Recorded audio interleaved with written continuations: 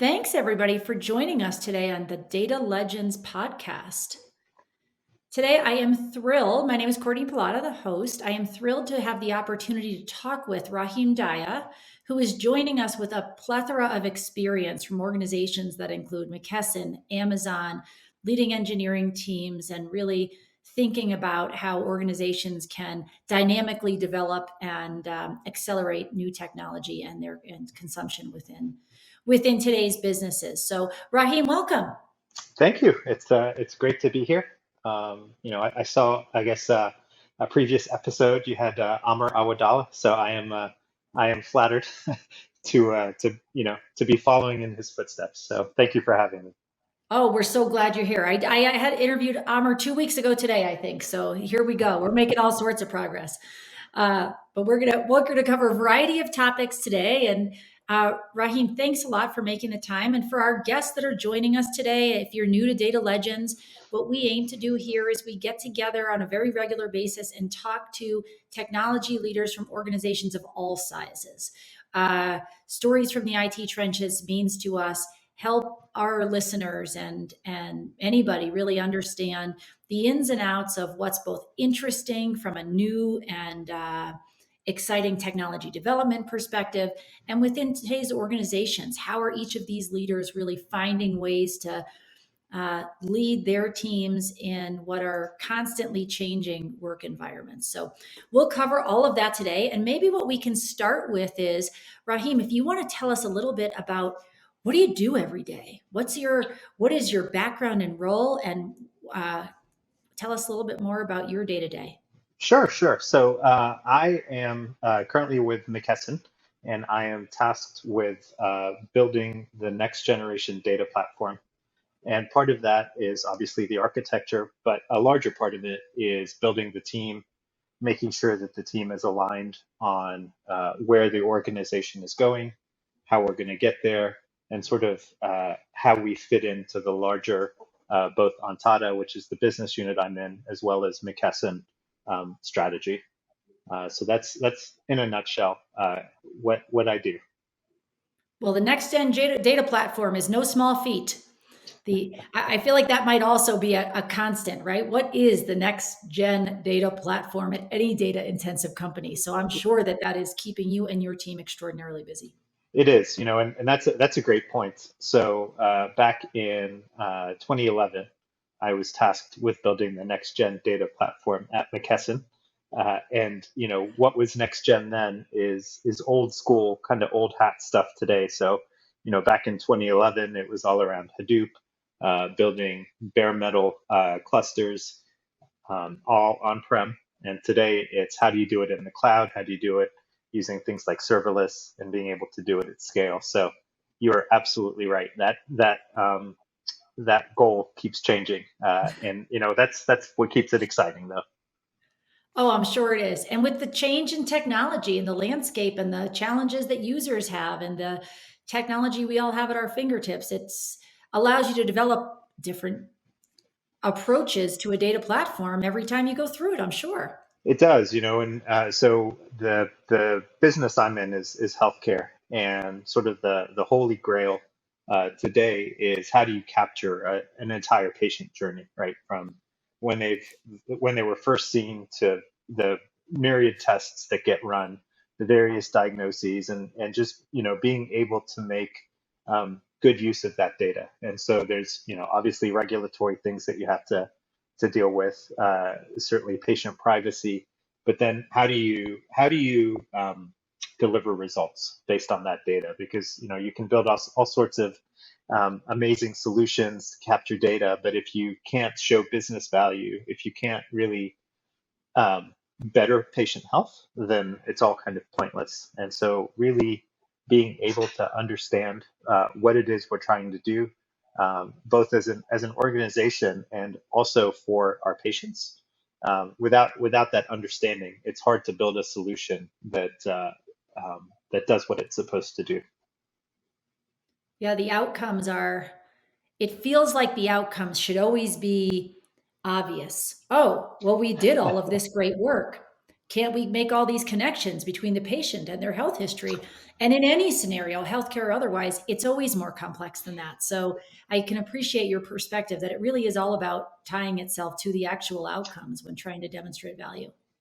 It is. It is. It's been kind of fun to watch a lot of the large companies try to get into healthcare. So Google with Google Health, Microsoft certainly has a large number of healthcare initiatives.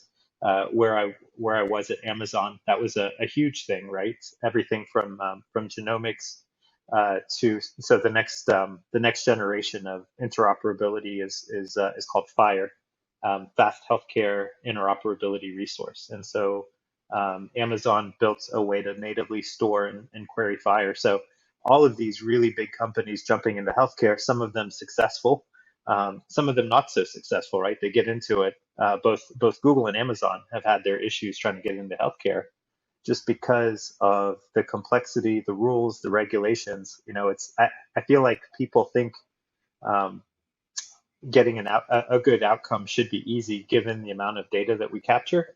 But it's one of those things where there's so many different rules and regulations that are meant to protect patient rights that tend to sometimes get in the way, right? And so navigating those complexities ends up being harder than the technology challenge. Oh, I'm sure. Even with the best engine, thinking about what you can sort of use and not use and the best way to sort of treat that information is certainly not only that, but marrying it to all the different sources derived from and both in a complexity and a data privacy type of way. I can imagine there's a whole lot to be considered, even if you are a big player coming into this space. It is, and today we have the same problem as any other technology company. And when I say we, right, I've been at McKesson for a little while. Prior to that, I was at Amazon, and the big problem is really trying to keep folks engaged and moving forward because sometimes people, engineers, will get stuck on the complexity and as engineers we want to build something that gets used, that people get value from, and so trying to keep that engagement is really hard, and so you have to constantly come back to why are we doing this, what's our mission, how what is it we're trying to build, and how does it fit into the larger ecosystem. Those are really hard, and as a manager, I would say our number one job is to take care of the folks that work with us, because without them, we're not going to build anything. It's so true. Well, let's spend a second on that because this is a topic I did also talk about with Amr, which is, and I see it on my own team, although I'm a marketer, so maybe in a different way. But keeping both building and keeping teams of talented people in with a couple of very impactful variables, right? We have both this new very hybrid work environment where sometimes it's hard to really build that trust that's so essential to a team's overall productivity, but then also bringing in great people that you're constantly inspiring to really feel as though they're making a difference. Help us understand what are some ways you've been able to see that work well, and maybe some red flags that you're also, things you keep yourself aware of. Sure. I think one of the things that we as leaders have to do is to be able to set vision, right? So be able to tell a story about what it is that we're building and why it's important, right? So I'm a big reader. I'm one of those people that feels like life is too short and our experience is too limited not to learn from others. And so so Simon Sinek, and it starts with why. Like absolutely, why are we doing the things that we do? And why is it important that we execute? And so being able to tell that story to engineers and help them really understand the importance of what's being done, as well as as well as helping them kind of grow within the business. So a lot of places I've worked have really thought of engineers as being sort of replaceable, right? So kind of in the realm of Frederick Winslow Taylor and scientific management, like, hey, you should be able to pull one engineer out and slot another one in, and it doesn't work that way, right? You need to help these engineers grow within the business so that they really do understand the importance. If you talk about oncology and you talk about genomic tests, as an engineer coming in, you have no idea what any of this means, right? And so understanding, what the importance of these tests are, why it's important to, match them to patients and store this data, like that kind of stuff. And unless you spend time with folks helping them understand and grow, you're not going to get the results that you want. And it, the other part of it is when you are able to set that vision, when you help folks understand why it's important that you're doing what you're doing, it empowers them to make decisions, right? So I've worked at a lot of places, where you had to run a decision, no matter how small, by a manager, and that manager, decided whether it was the right decision or not, and that really slows things down, right? It sort of it bottlenecks everything, and so empowering engineers through knowledge, helping them understand, how to make good decisions, and then letting them, run with those decisions it's hugely important. And certainly there's things that you have to take into account. So at Amazon, there's the concept of blast radius, and a decision can have different levels of blast radius. And if it really only affects a single engineer, then they should be making those decisions, without even thinking. If it's a slightly larger blast radius, say it affects the team, then obviously they should consult with the team. And as you start getting bigger, right, then you start having kind of cross-team collaboration. Obviously, more people are involved and more thought is given to the decision. But it all starts with understanding how you fit in and um, what downstream impacts your decision may have. So yeah, huge thing is setting that vision, and places where I've worked where that hasn't happened, you do get a lot of disengagement. The progress is slow, because everything is run up the chain as it were, and you don't get the results that you want. No, it's hard. I mean, I think that's one of those, getting simple things right is so important. Yep. And a shared vision is not generally that complex, It, right? You want people to subscribe to a shared vision that everyone can go, that makes sense. And my piece of this pie is somewhat clear. right. Not perfectly clear, at least somewhat clear. Exactly. Yep. Yep. But when it doesn't exist, there's that feeling of, you can see it on any team I've ever worked, of going through the motions. It's that, that's And when you get to going through the motion status, it's hard to imagine that anybody's really innovating. right. So it's important to find that balance. No, I appreciate that perspective. Well, I have a question for you along those same lines. So when you talk about this clarity of vision and empowering teams and team members to make their own decisions in a way that's measured, uh, how about when it comes to assessing new technology? When you think, I mean, you're a technologist. You guys build things, so you consume technology, you build technology. When it comes to thinking about, hey, is this technology something that's going to help me, or is it not going to help me? How do you and your team assess whether to give something a thumbs up to try?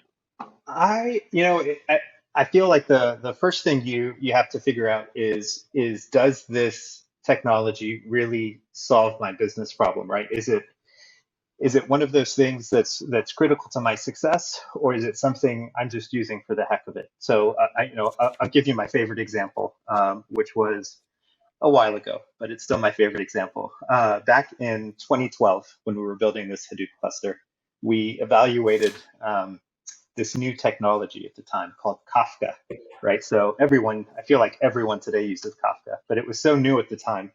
The only way to install it was to compile it on the machine that you were deploying it to. And we tried it out, and we're like, wow, this is really cool. And then we thought about it some more, and we're like, it really doesn't solve the problem that we have today. And so we shelved it, but we were like, hey, this is a good tool to have in our tool belt. And later on, we came up on a streaming problem that needed, it was a large scale distributed streaming platform. It was like, hey, there's that thing called Kafka, and it's awesome, and we're going to use it, and it worked great, right? And so really evaluating whether that technology fits the problem you have.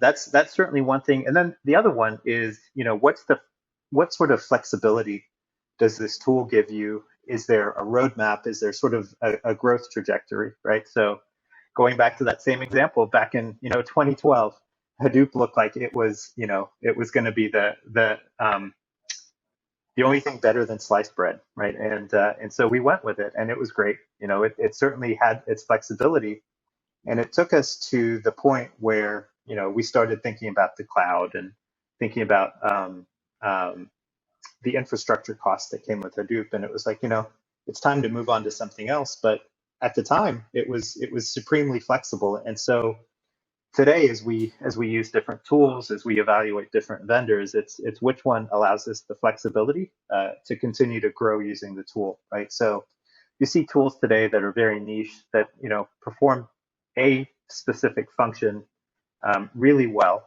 and that don't really have sort of a roadmap for enhancements or for adding future functionality.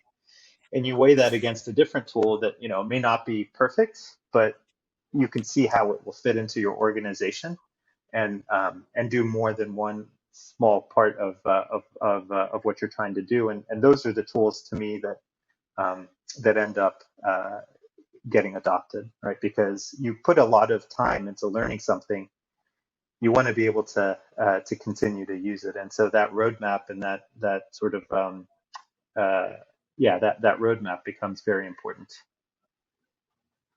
And maybe not, not unlike what you're describing with Kafka, which is you looked at it, it was interesting, but it wasn't essential at that moment. Right. But it had some general applicability that was broader than maybe what the original problem statement was. Exactly.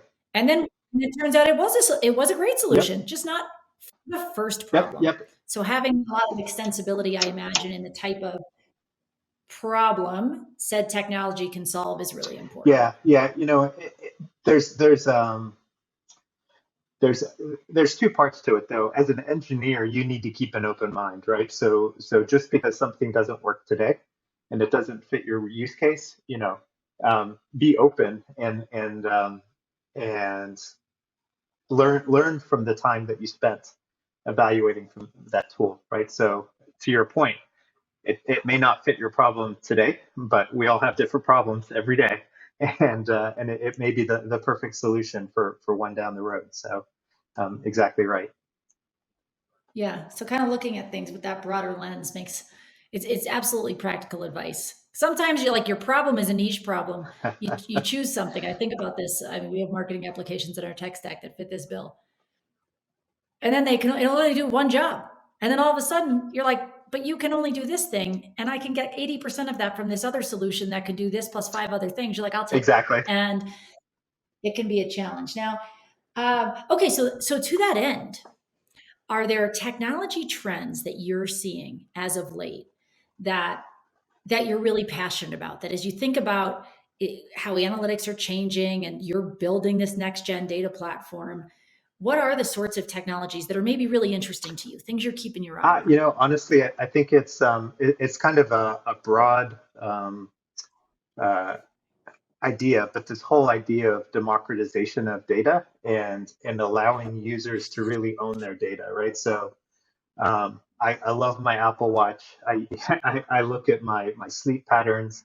I look at my exercise routines, and it is amazing how much more access we have to our data today than we did, even a couple of years ago. And to me, again, it's the same thing, right? Like you can capture all this data, but what behaviors are you going to drive? What changes are you going to help your users make? And so, for example, with me, right? I love my Apple Watch alerts because instead of having to dig through data with having to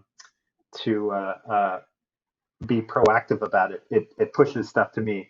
Everything from the little, hey, you need to get up and move to uh, helping me trend my exercise, right? And you look at the stuff being done with Strava, with Swift. So I use the Garmin bike app. But it is amazing to me what is being done in the consumer space with data.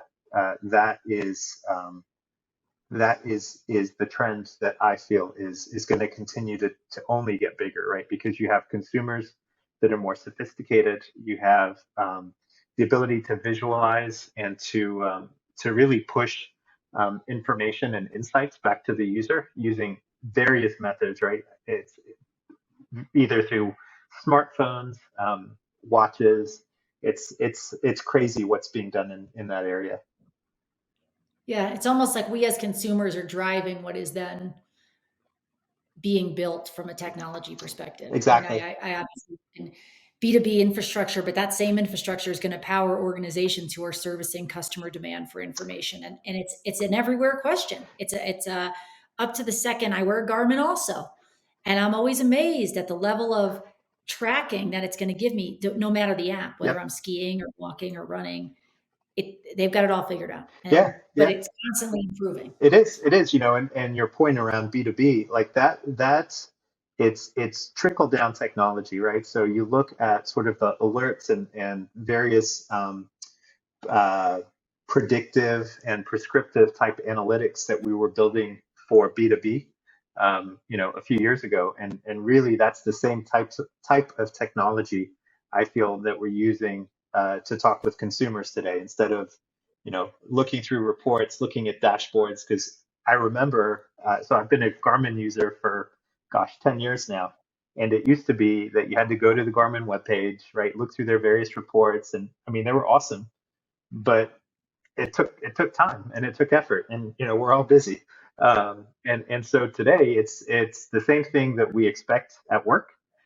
We expect from our home devices, and so that push technology and really sort of the more prescriptive type analytics is what I think consumers are really starting to expect. Yeah. And it's nice because we then are our challenges are like we understand the problem, right? Makes it Yep. easier to get your head around what's being built on the back end because we are all like, well, we get that problem. It's not just a business that wants access to data. I want to know. Exactly. I Exactly. want to be Yeah. able to search all my email in 1 second and find a video from 2010. Why isn't that available? Indeed. But Yeah. Yeah. Yeah. And I do feel like as um, more people are exposed at work to various knowledge management tools, that there is that expectation of uh, both from that perspective as well. So I have a daughter who's a senior, and she expects certain things from technology just because that's how she's grown up. I remember she was doing PowerPoint presentations in like second grade, and I was like, oh my gosh, your PowerPoint skills are so much better than mine. Like it's crazy, so much and more compelling. it They're is. good at delivering a simple message. Yes, exactly, exactly. No, it is true, and I also feel so. We were talking yesterday in the car, and she was like, I'm glad I grew up before TikTok because I feel like um, people who watch a lot of TikTok have very short spans of attention, right? Or very short attention spans, and I feel like that is something that we will also have to cater to. Is you have 15 seconds, maybe a minute to pull someone in, and then they're gone. And so that I think is going to be the next challenge. Is how do you engage someone that is constantly looking for that kind of hit of information in a very short span of or a very short span of time. Yeah, it's an absolute. It also back to our team engagement topic. Yep. You know, 60-minute online video calls. Should they be 15-minute calls? Because now everybody's their attention span in general is so much shorter. You're going, how do we adjust to what is that that norm for conveyance of information, answering a question and moving on? We're outside of what used to be this very traditional, let's sit down, we'll talk it through. It might take an hour, but yeah, it's all these influences kind of where the consumer is truly driving what is ultimately being built or being made available to answer better questions. Yeah, yeah, and again, It's funny how that goes. Everything comes back to engagement. If you've got folks that are engaged in their work, that are truly um, looking to be their best, then you have a little bit more flexibility. But I completely agree in today's sort of remote first world. You have to think about, how long can I make a meeting before people start to check out? Because that's exactly what's going to happen. It's easy when you're in a room and you can look around and you see people doodling.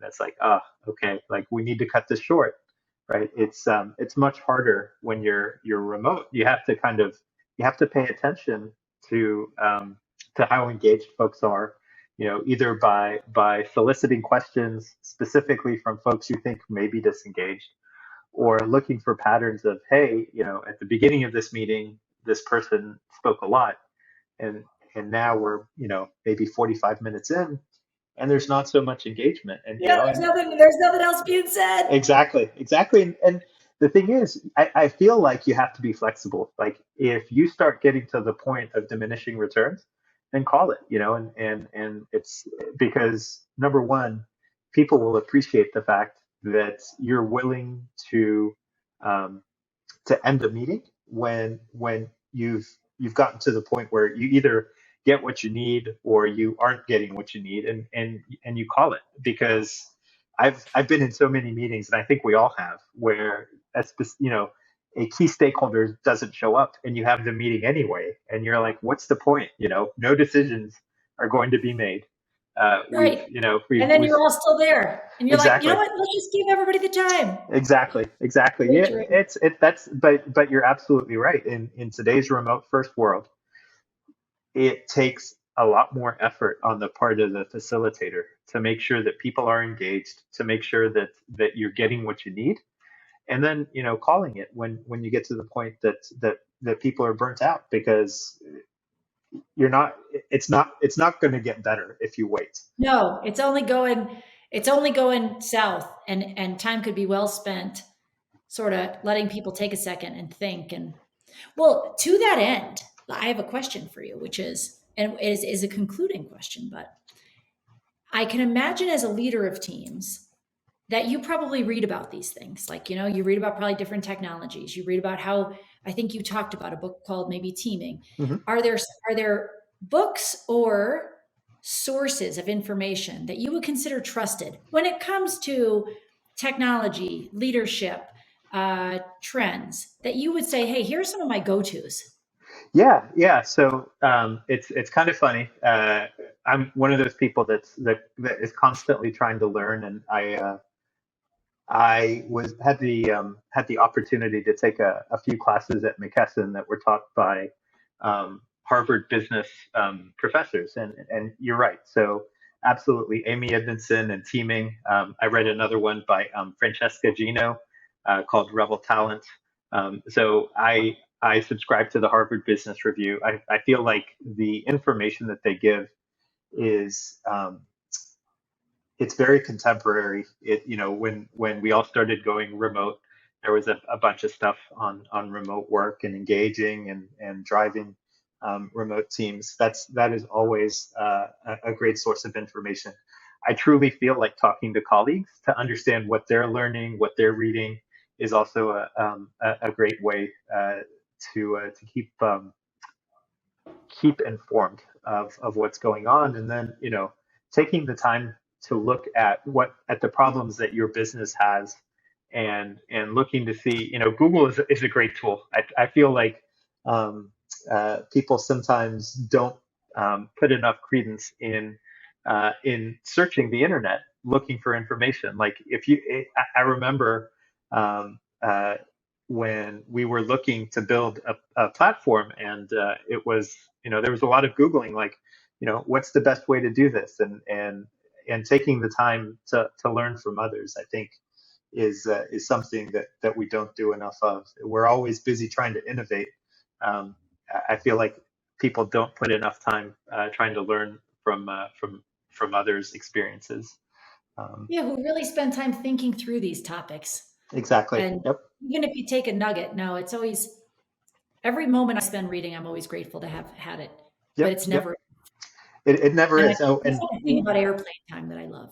that's right. When travel was so pervasive, that was like your moment, oh, it's Yep. quiet. I might read. So it's making time. Exactly. And one shameless plug. NPR is awesome. That's there's just all sorts of amazing things one learns from National Public Radio. So What right from NPR, from just like you said, just Google, look some things up, and I mean interesting writers that both of whom you've mentioned here, but um, is really valuable perspective. Well, Raheem, I cannot thank you enough for making time to be part of this podcast today.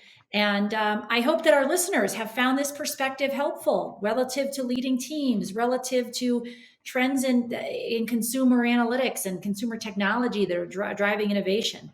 And also just some best practices when it comes to thinking about how do you get more information if these are topics you care a lot about. So with that, Raheem, Daya, thank you for making time, and thanks everybody for tuning in. thank you, Courtney.